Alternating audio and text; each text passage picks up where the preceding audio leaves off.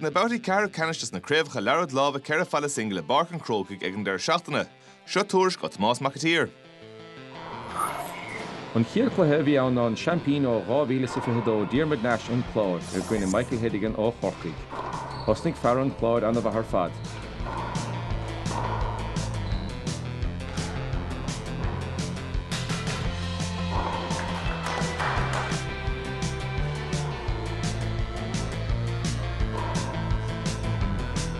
Ach Dan Hidigan leis ar clár a scór, idir cotharm na scór a taobh.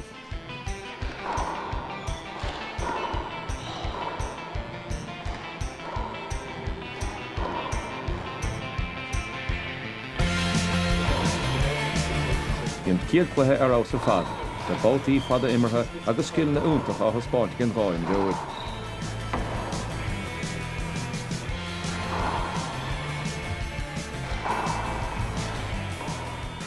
Sé Hidigan na chuig chun cín ar clár a scór in éide an cluthe buaiteige, fé héana na cúd díag.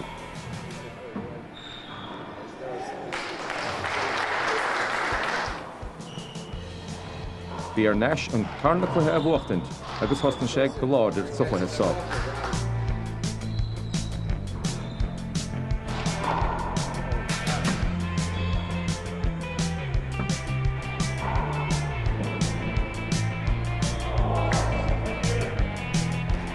Bhí sé dírithe ar an gluthe sa bhuachtant.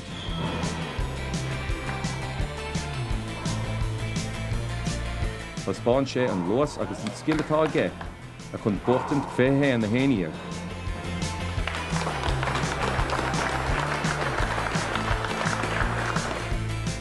Thosnig an tíú cluthe agus bhí sé congrach ar clár a scór.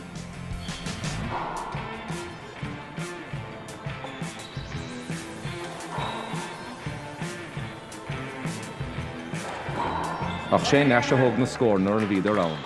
Bhí Michael Hidigan ar ás ar fad, ach Diarmid Nash a chuig siad go dtí na cluichí le cheannis.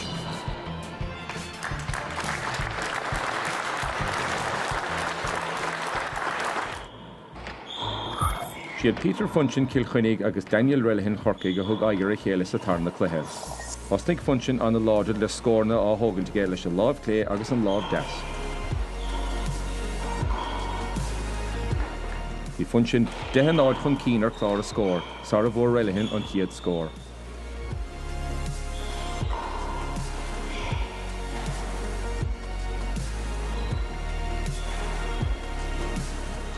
Bhí Relihin ábalt a gete bhaintas Funchin mar chun sé síos an scór an na hapaigh ar clár a scór.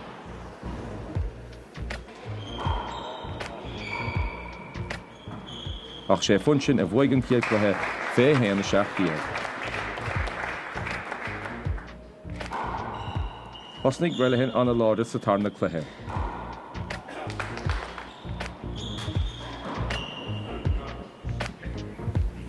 Bhí Funchin ábalt a ró agus iad cotharm a ríist ar clár a scór, 7 scór an taobh.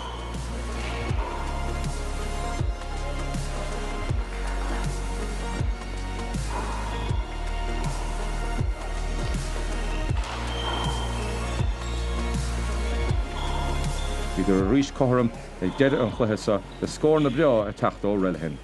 Bheadh sé go mbeadh an bua ag Relihin sa chluithe ach bhí Funchin ábalt a dulchan cín in éide agus an chluithe sa buaiteige agus é a dul siad gus ní na cluichí le cheannis.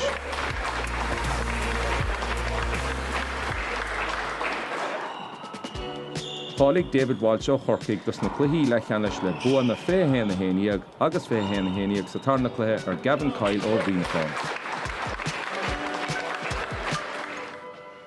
Bhí bua mór ag Robbie McCarthy ó Níorbhí ar Owen McGinty Muoinecháin, fé héana dós a chiairclathe agus fé héana seachta bhí ann sa tarna cluithe.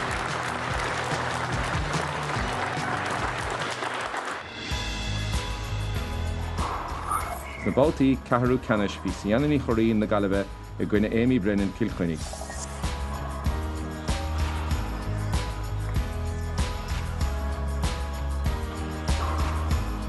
Thosbáin Brennan an áblacht atá céasa chiairclathe agus scórna anna dheas á thugant ché.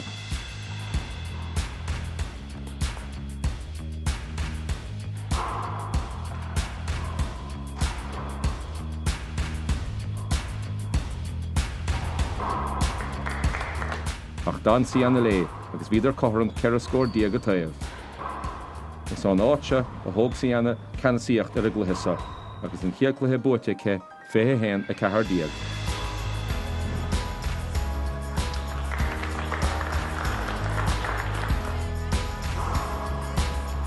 So tarna cluthe dimmer brennan ar ás a ríist.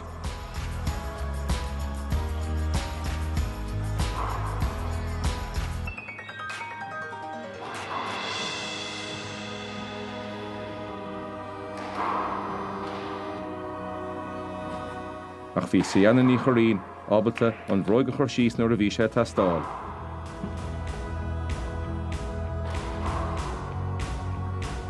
Agus áitbainte machacha sna bátaí le cheannis le bua fé héin a héanaíag sa tarna cluthe.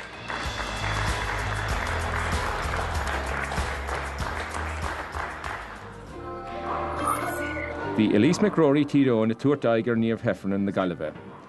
Tá níomh sa bhaile a ríist sé a bheith ag immert na stát aontaithe.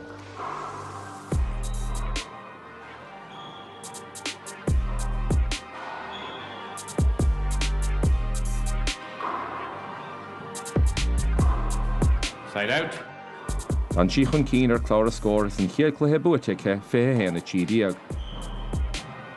That's mark in first game. Sa tarna cluthe dá níomh leis an immert úntaach a hispáintí sa chiad cluthe. Agus ní raibh Elise ábalta an bearna a dhúna néachar. Heffernan a thóg an tarna cluthe fé héin a ceithid, agus í a tuairtaigean is a sianna ní choirín sa cluthe le cheannis. That's mark and match, ladies. Bhí bua mór ag Fiona Tully ar Katrina Milan, fé héin na dós sa chiad cluthe agus fé héin na héin sa tarna cluthe.